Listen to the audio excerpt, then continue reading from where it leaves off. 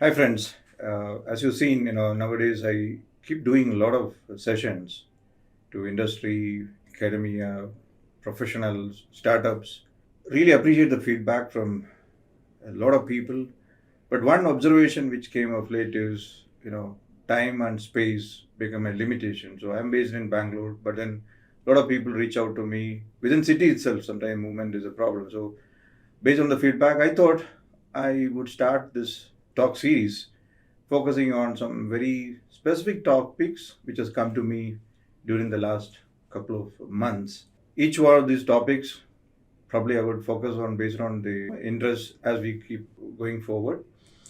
Today, in fact, you would have seen last week I made a post on that I'm going to start this. A lot of people pinged me. Some people posted below my post in Facebook and LinkedIn. So I thought, based on the feedback, there were around more than 10 topics came. One of them I'm taking today. It's a very interesting topic about change. People asking about, what is all about change and how we manage the change, how do we respond to change. So I'm going to address only a very small aspect of change. I call it the three attributes of aspects of change. Before we come to that particular topic, I want you to go through something interesting which is happening to each one of us. Change is not new. It used to happen even during my childhood. I'm talking about way back to my school days in 40 years or 45 years back. But the difference between our time, those days, and today's scenario is the frequency of change, the gaps between major changes is shrinking. And because of that, the pressure on youngsters is too much.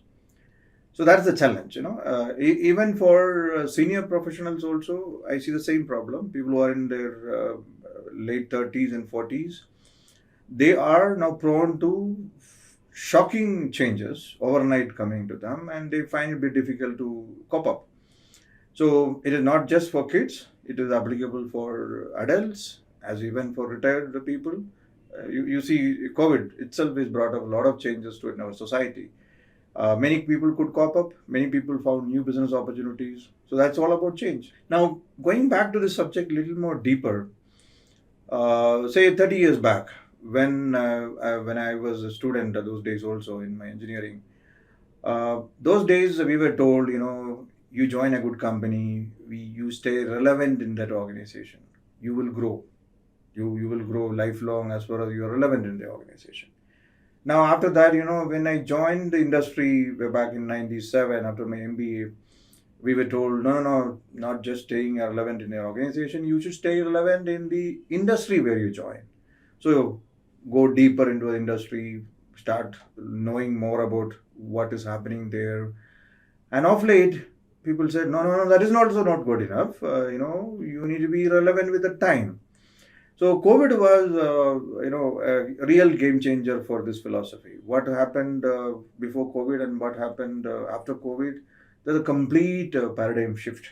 Today, if you ask me, as a professional, we need to be successful. As a student, you want to be relevant in the industry as a industry ready person, or even as an entrepreneur, to succeed in today's world, we need to be relevant with the time. Now, being relevant with the time is easy to say, make a statement, because time, it passes like this. So naturally, the pressure on us to change is extremely high, being relevant on multiple areas. It could be on your skill, knowledge, whole approach towards the world itself. We'll discuss that part a little more later on the global scale, because last 6 months, if you look at, geopolitics, that's the one which is taking a call on business decisions globally, unlike in the past. Let me come to the topic which we want to discuss. I said the context, how the change is affecting each one of us, the need for being relevant. Now, the three attributes of change, which is very important in terms of responding to our approach towards change. The first one is actually understanding what is happening around us. Now, to understand what is happening around us, we need to be watchful, we need to be reading about the changes. And this is where actually, a little bit of economics play into the role. Means whether you're a student or a professional, whether you're a management professional or engineers or even entrepreneurs, learn a little bit of economics, because basics economics helps us to understand the dynamics playing around today when everybody says global inflation is hitting everybody. One should know why the inflation is happening, what is the effect of that. So that is all about, analyzing, observing what is changing outside. Now, once we know what is changing outside, the next attribute about the change is we should look at what should change. We know people are telling us we need to keep changing. We need to keep changing. Now, the next question is actually what we should change. We should take a call. Now, what we should change depends upon two, three aspects. First and foremost, what we found when we were doing the external analysis, the economy, the industry, that you gave us enough input. These are changes which are happening. So I need to respond to stay relevant. So I decided I should make these changes within my behavioral pattern, within my knowledge, within my business style. All those aspects are linked to my response to a call for action for change. Now, the third, the most important part is actually the missing element today. What should not change? So we discussed about, what is changing around us. Then we decide what should change. Again, it's our call, what should change. The third important aspect is what should not change. And this is something which hardly anybody discuss. And this is an area where, all my workshops of late, I keep insisting, whomever I interact, what should not change? What do you mean by it? What do you mean by it? It's very simple. In the name of winning, or the philosophy of win at any cost, we can see people are, going and doing whatever is required just for winning, to do it win it at any cost. So win it at any cost, it hurts people, it creates disturbances, it creates, real harm in the society, and which is not good for the whole mankind, So when we are winning, it's okay, the winning is delayed, you fail a little bit, but then that forgetting all your value systems, humanity, the interest of common human being, cost, forgetting all those stuff, win at any cost.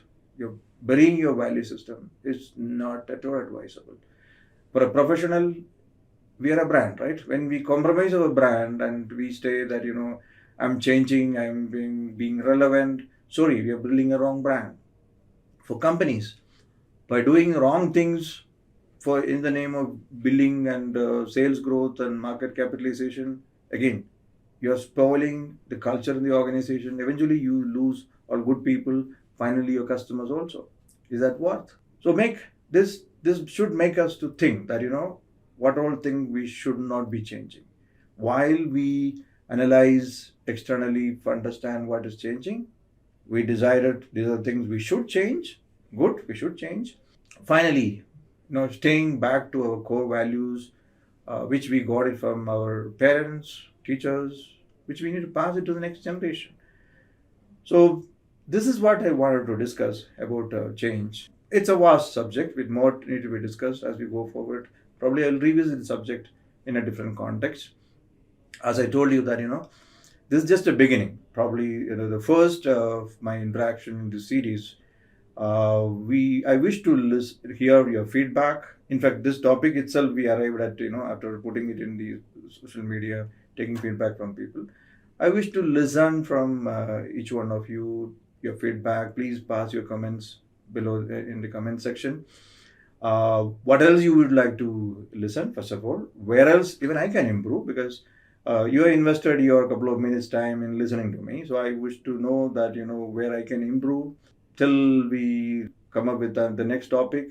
This is Shinto Joseph, signing off from the first episode of Shinto Into Talks. Bye-bye.